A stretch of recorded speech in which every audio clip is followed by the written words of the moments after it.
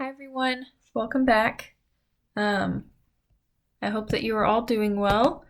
I hope that the circumstances of the country that we live in are not making you super nervous or go crazy.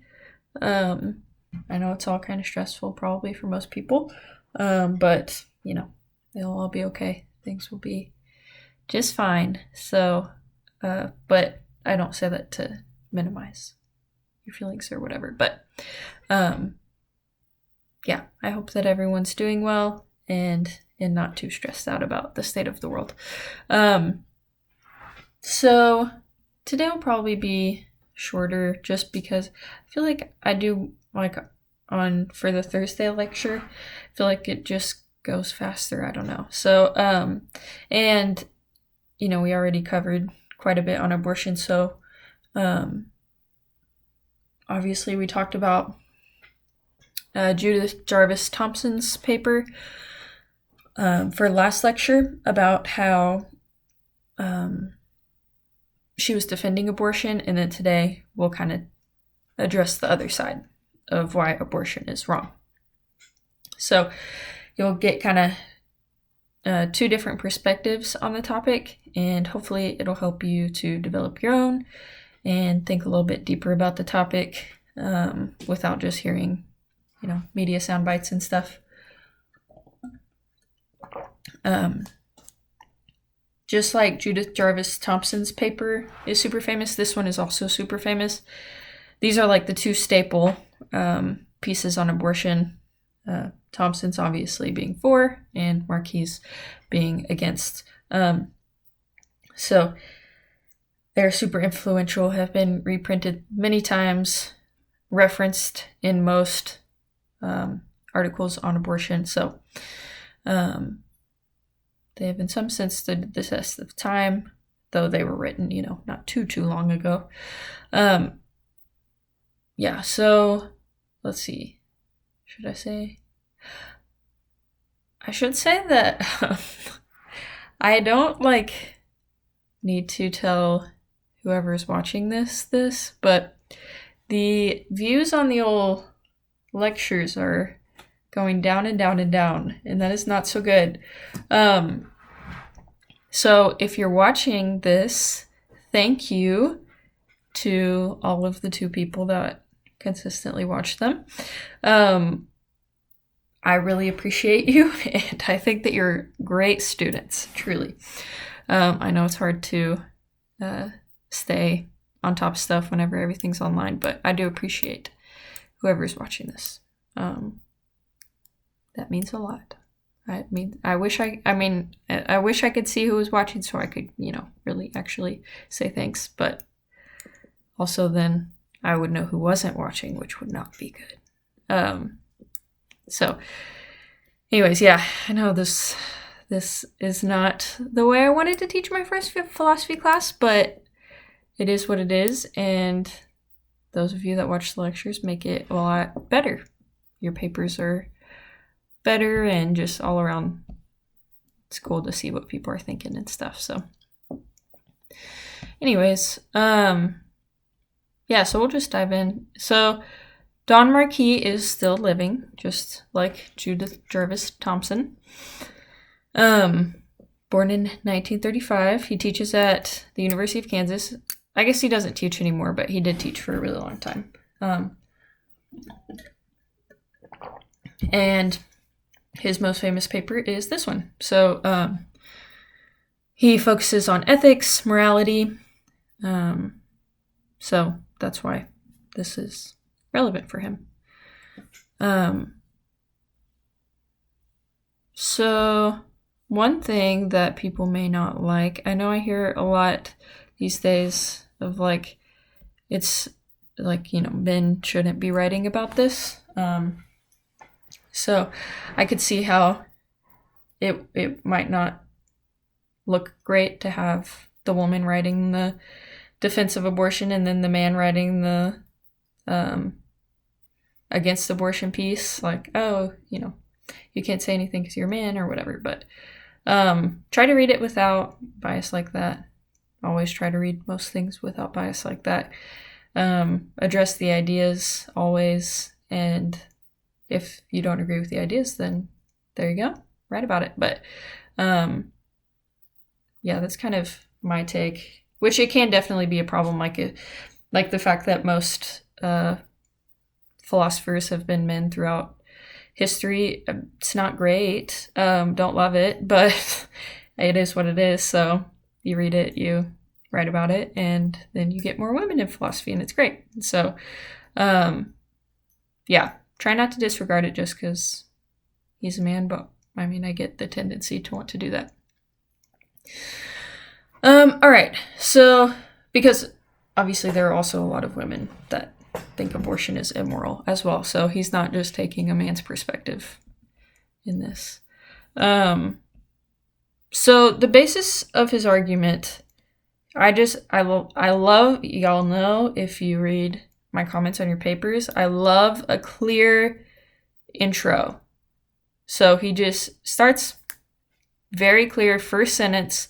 This essay sets out an argument that purports to show, as well as any argument in ethics can show, that abortion is, except possibly in rare cases, seriously immoral, that it is in the same moral category as killing an innocent adult human being. So that's what the paper's about. That's his goal, is to prove that. So he wants to show that abortion is morally wrong and that it's essentially the same as killing an innocent adult human.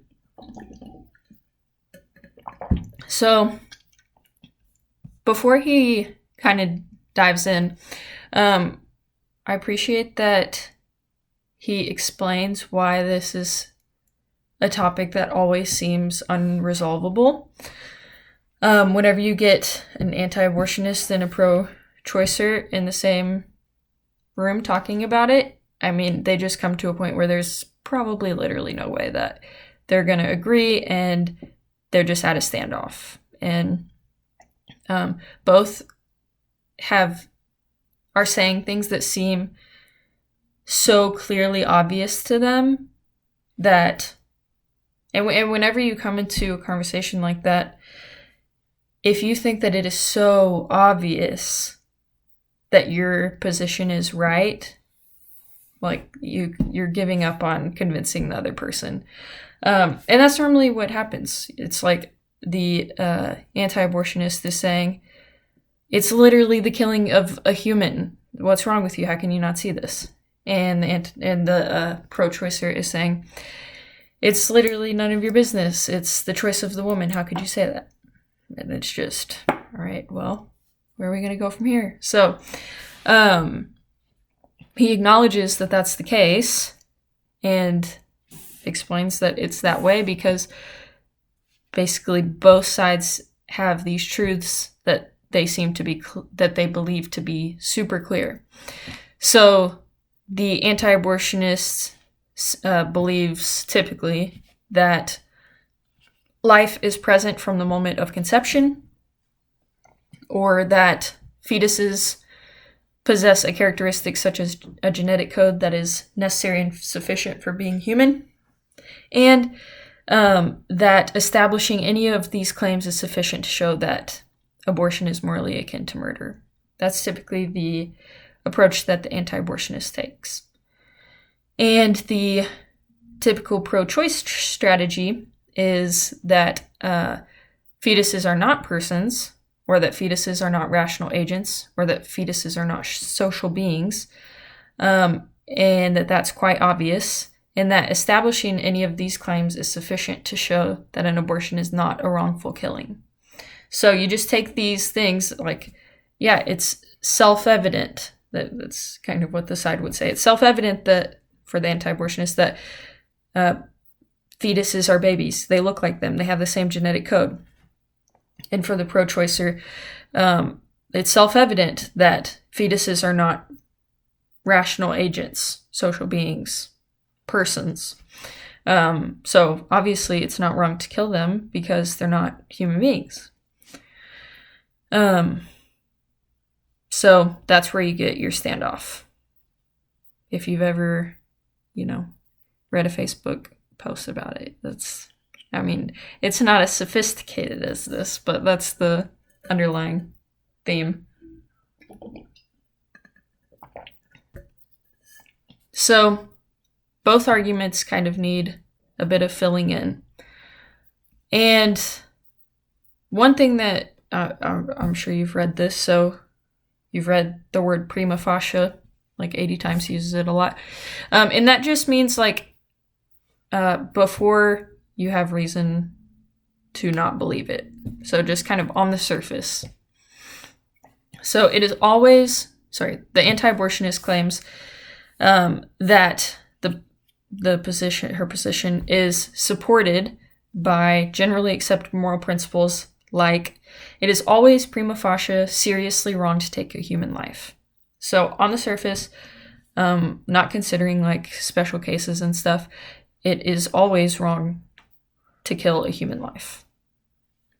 And the pro-choicer claims that her position is supported by moral principles like being a person is what gives an individual intrinsic moral worth, or it is only seriously prima facie wrong to take the life of a member of the human community. So it really kind of comes down to, are fetuses human beings? And I mean, he kind of, Marquis kind of gets around it. But yeah, that's really the determining factor, typically, of whether you land on the pro-choice or anti-abortion side. So the anti-abortionist believes that the fetus is a human, and the pro-choice side typically doesn't. Sometimes they do. And they still think it's the woman's choice. But that's kind of typically where it goes.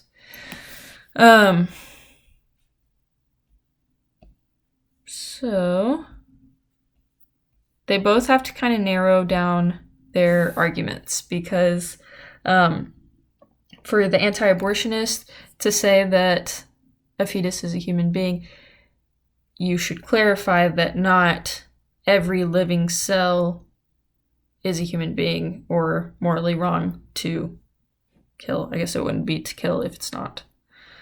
I don't know. Anyways. And the pro-choice side needs to be more clear and narrow in on, or kind of broaden their view, because if you say that only rational agents are human beings, then children and, well, infants, I should say. I guess children are rational in some sense, but infants aren't rational yet, and the mentally disabled aren't rational agents. So you definitely don't want to say that infants and mentally underdeveloped, disabled, sorry, I was trying to think of the right word and it slipped my mind, that those people don't deserve life or aren't human beings. Definitely not something that you want to say. So Marquis tries to come up with a theory of killing. What makes killing wrong?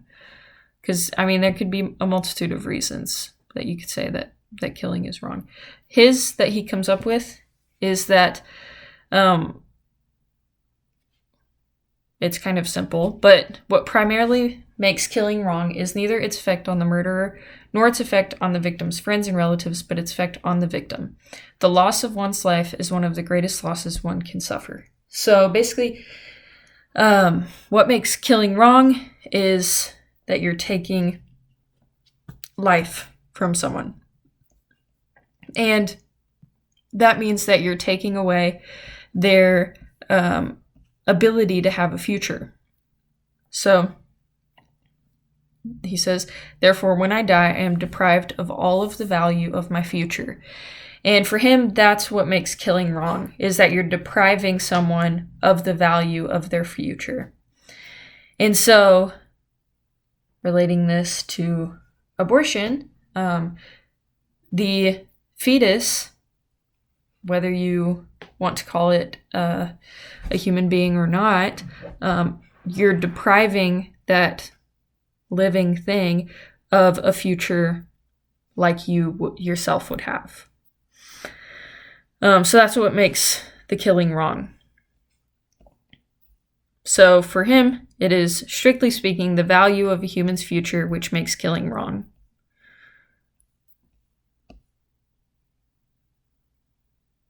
And he also addresses that the account of wrongness of killing defended in this essay does straightforwardly entail that it is prima facie seriously wrong to kill children and infants, for we do presume that they have futures of value. So it's kind of what I just said, but that's how it relates to abortion and the killing of infants.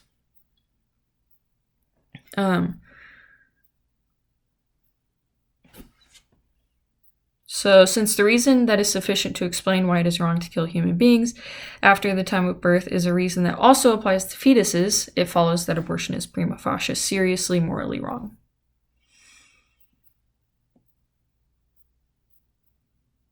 And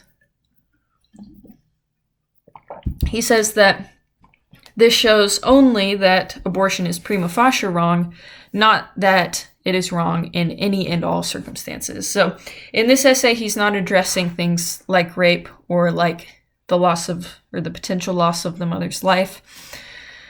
And he stated that at the beginning of the paper because he's trying to create a general moral theory of abortion. And you may think, oh, this is a cop-out then if he's not addressing the hard things.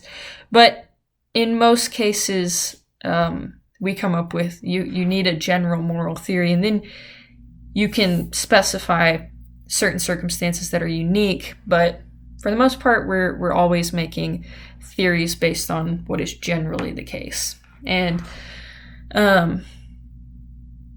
rape and potential loss of the mother's life is a very small percentage of abortions. So because of that, he's not addressing those issues. He's not saying that they're not there or that they're not important.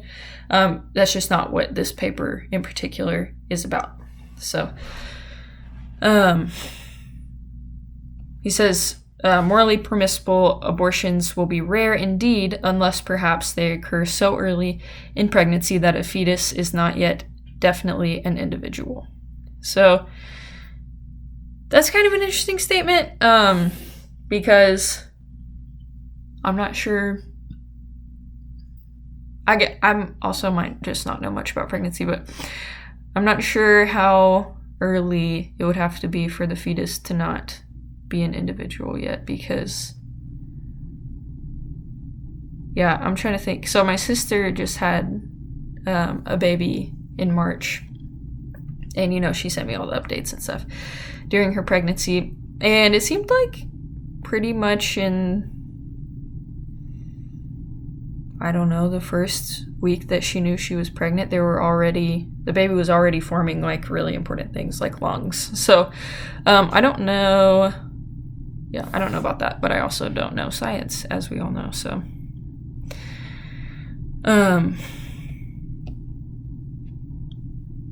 all right, so then he considers two other theories of what makes killing wrong. And they're called the discontinuation account or the desire account. So the discontinuation account says that what makes killing wrong is the discontinuation of that experience for the victim. So that would be like a person, enjoys their life, they have all these fun activities or whatever they may do, and that killing them is wrong because you're discontinuing the chance for them to have all those activities or experiences. Yeah, and we'll get to why he disagrees with that in a sec. The desire account is that what makes killing so wrong is that it interferes with the fulfillment of a strong and fundamental desire, the fulfillment of which is necessary for the fulfillment of any of other desires we might have. So basically that we have a desire to live, and so whenever you kill someone, you're interfering with their strongest and most fundamental desire. This one, he explains that it doesn't quite work because if someone doesn't desire to live, like they don't have that strong fundamental desire, or they desire not to live, we wouldn't say that the killing of them is not wrong, right? So if someone no longer desires to live, it's still morally wrong to kill them, most would say. So that doesn't quite work. It doesn't really account for what we intuitively think about killing. And then for the discontinuation account, at first it doesn't justify an anti-abortion position because the fetus baby isn't having experiences or activities or projects.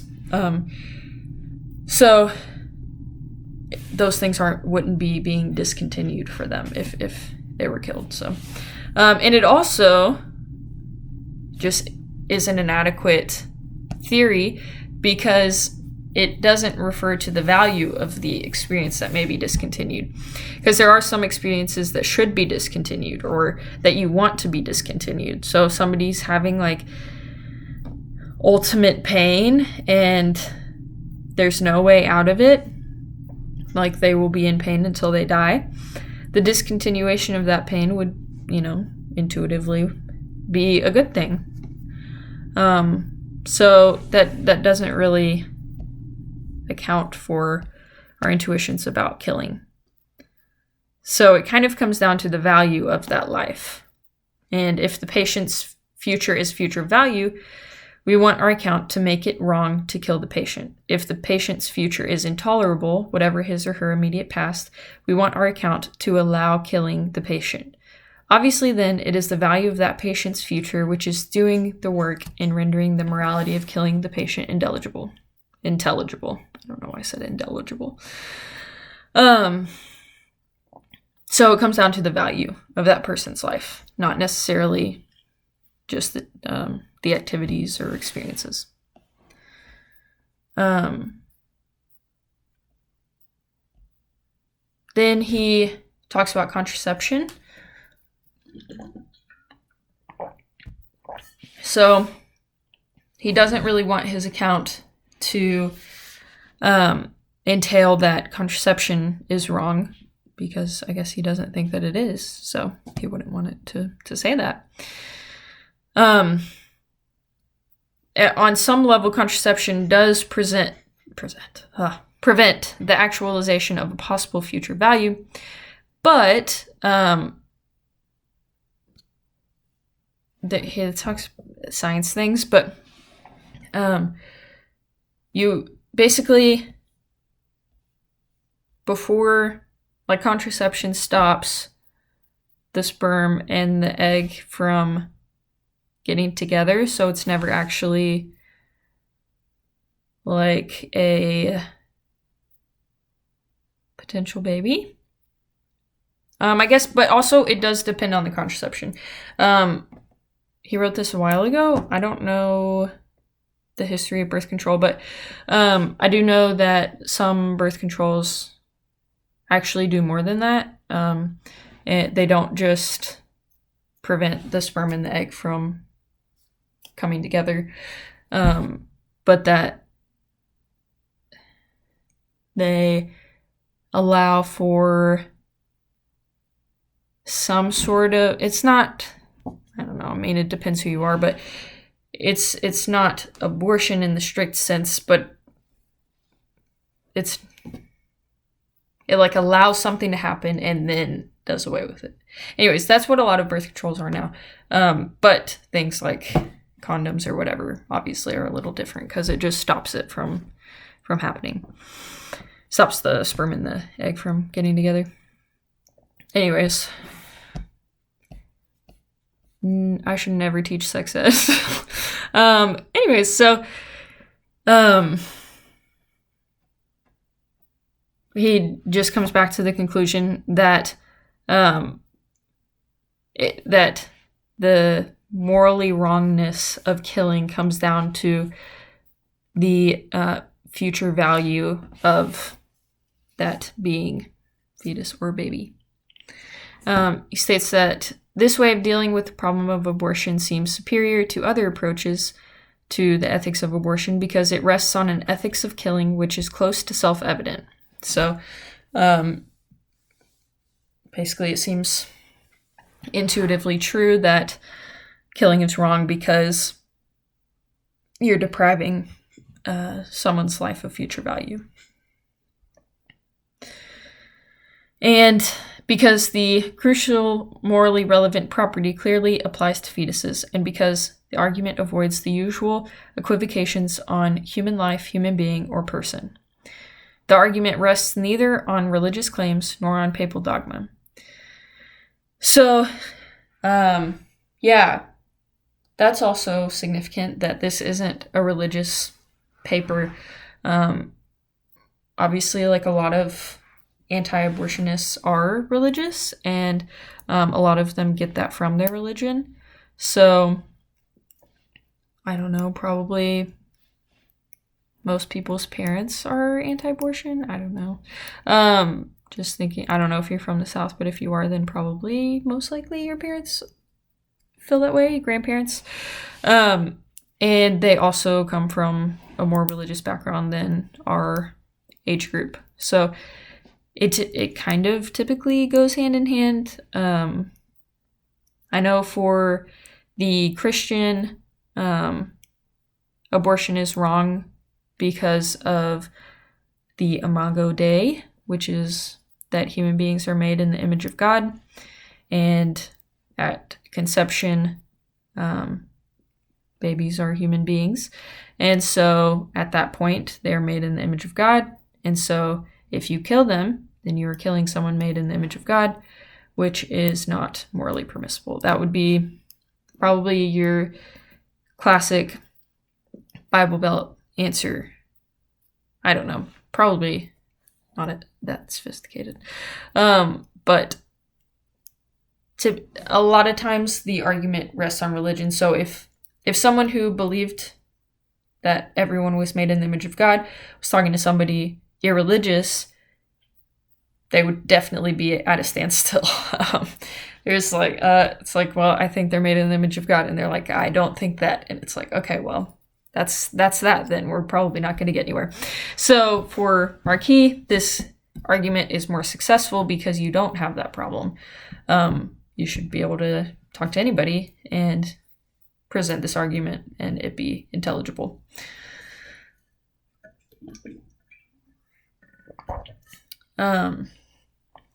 So then he ends with another clear statement that the thesis of this essay is that the problem of the ethics of abortion, so understood, is solvable.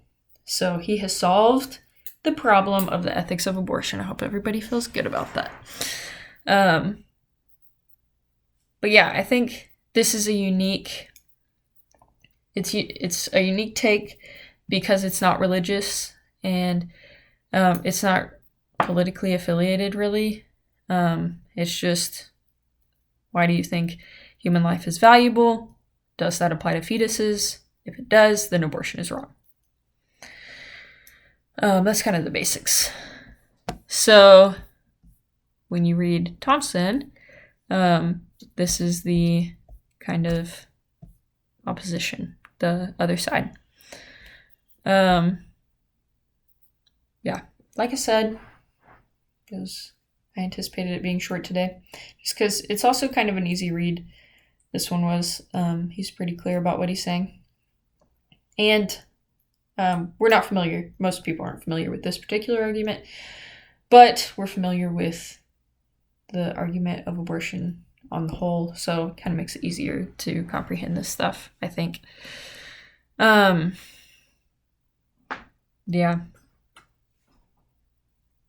I'm trying to think. Yeah, the one thing I will say is that learning all of the things about babies is insane. In the first trimester, they have like all of their teeth. and they have their lungs, and their bones are being strengthened. They have all of their joints. It's kind of wild.